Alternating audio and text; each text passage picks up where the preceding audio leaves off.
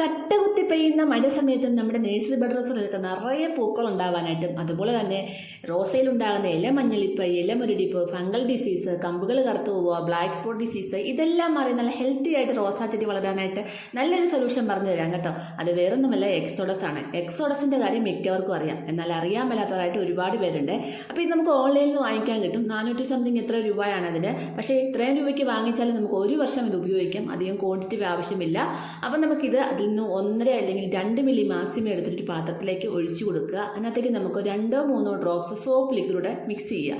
നന്നായിട്ട് മിക്സ് ചെയ്തതിന് ശേഷം 1 ലിറ്റർ വെള്ളത്തിൽ ഡൈല്യൂട്ട് ചെയ്തിട്ട് സ്പ്രെയറിനകത്താക്കി നമ്മൾ ഇതുപോലെ ചെടികൾക്കും പച്ചക്കറികൾക്കും എല്ലാം സ്പ്രേ ചെയ്ത് കൊടുക്കാം. റോസാ ചെടികൾക്ക് സ്പ്രേ ചെയ്ത് കൊടുത്താലും പച്ചക്കറികൾക്ക് സ്പ്രേ ചെയ്ത് കൊടുത്താലും മഴയില്ലാത്ത സമയം നോക്കി സ്പ്രേ ചെയ്ത് കൊടുത്തതിന് ശേഷം മഴയത്ത് നിന്ന് മാറ്റി വെക്കുക കേട്ടോ.